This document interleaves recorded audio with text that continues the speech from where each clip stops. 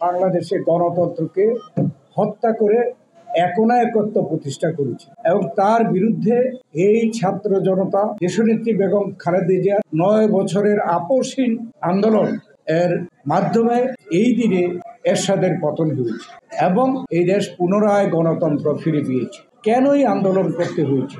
আমরা আজকের যে বিজয় মাসে 16 ডিসেম্বর আমরা স্বাধীনতা অর্জন করেছিলাম, লাখো লাখো শহীদের রক্তের বিনিময়ে, আমাদের অনেক মা বোনের, হাজার হাজার মা বোনের আত্মত্যাগের বিনিময়ে আমরা এই বিজয় অর্জন করেছিলাম। সেই বিজয়ের লক্ষ্য ছিল কি? এদেশের স্বাধীনতা, সার্বভৌমত্ব, গণতন্ত্র, অর্থনৈতিক মুক্তি, সামাজিক শান্তি, দেশে একটি অত্যন্ত উন্নয়নশীল দেশে পরিণত করা।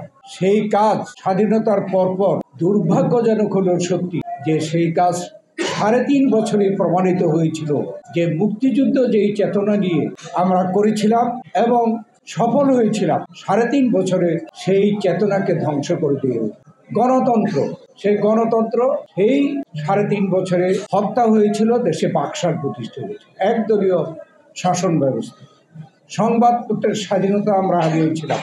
4টি সংবাদপত্র ছাড়া সব সংবাদপত্র বন্ধ করে দেওয়া হয়েছে এবং সেই সময় এই দেশে বিচার বহির্ভূত হত্যাকাণ্ড হয়েছে, সেই সময়ে গুম হয়েছে, সেই সময়ে এদেশে দুর্ভিক্ষ হয়েছে, অর্থাৎ অর্থনৈতিক ভাবে আমরা পরাস্ত হয়েছি।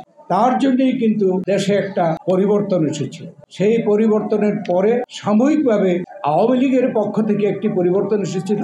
তারপরে তারাও যখন সমাধান দিতে পারছিল না, তখন কিন্তু এদেশের সিপাহী জনতা 7ই নভেম্বর এদেশের সিপাহী জনতার বিপ্লব করে স্বাধীনতার ঘোষক শহীদ প্রেসিডেন্ট জিয়াউর রহমান, তিনি তখন সেনাবাহিনীর প্রধান ছিলেন, তাকে ষড়যন্ত্র করে বন্দী করে রেখে তখন একটি ষড়যন্ত্র চলছিল।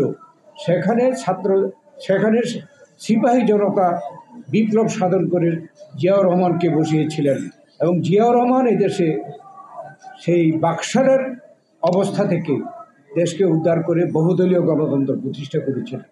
আমাদের জাতিসত্তার পূর্ণাঙ্গ পরিচয় বাংলাদেশি জাতীয়তাবাদ দিয়েছিলেন। আমাদের আরও অনেক পরিবর্তন তিনি সাধন করেছেন। অর্থনীতিকে তিনি, যেই দেশে দুর্ভিক্ষ হয়েছিল 74 সালে, জিয়াউর রহমানের শাসন আমলে, দেশ পরিচালনার আমলে তিনি বাংলাদেশে এই আমাদের খাদ্যে সংসম্পূর্ণ করে বিদেশে চাউল রপ্তানি করেছিলেন। তিনি খাল খনন কর্মসূচি করে কৃষিতে বিপ্লব এনেছিলেন, শিল্পে বিপ্লব এনেছিলেন।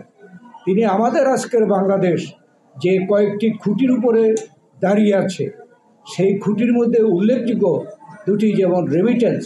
এই রেমিটেন্স বাংলাদেশে যে আসার যে শুরু হয় জিয়াউর রহমানের হাতে, তিনি বিদেশে আমাদের দেশের শ্রমিকদেরকে প্রেরণ করে সেখানে বিদেশ থেকে এই রেমিটেন্স আমদানি শুরু করে যান। আজকে রেমিটেন্সের উপরে একটা স্তম্ভ আমাদের অর্থনীতি। আরেকটি হচ্ছে গার্মেন্টসের, যে বিদেশে রপ্তানি থেকে, গার্মেন্টস রপ্তানি থেকে যে আমরা আয় করি, আরেকটি আমাদের স্তম্ভ আমাদের অর্থনীতি। জিয়াউর রহমান 19 দফা কর্মসূচির মাধ্যমে সর্বক্ষেত্রে তিনি দেশকে অগ্রসর করার জন্য পদক্ষেপ নিয়েছিলেন। তাকে ষড়যন্ত্র করে হত্যা করা হলো।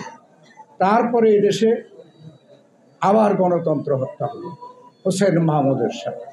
এই ছাত্র জনতার নেতৃত্বে সেই এরশাদের হাত থেকে দেশকে রক্ষা করে পুনরায় গণতন্ত্র, আবার গণতন্ত্র 1/11-এর সময় আবার গণতন্ত্রকে হত্যা করে এই 1/11 আবার এই শেখ হাসিনাকে ক্ষমতায় বসিয়ে শেখ হাসিনার মাধ্যমে আমরা প্রায় 15 বছর আমরা গণতন্ত্রহীন অবস্থায় ছিলাম।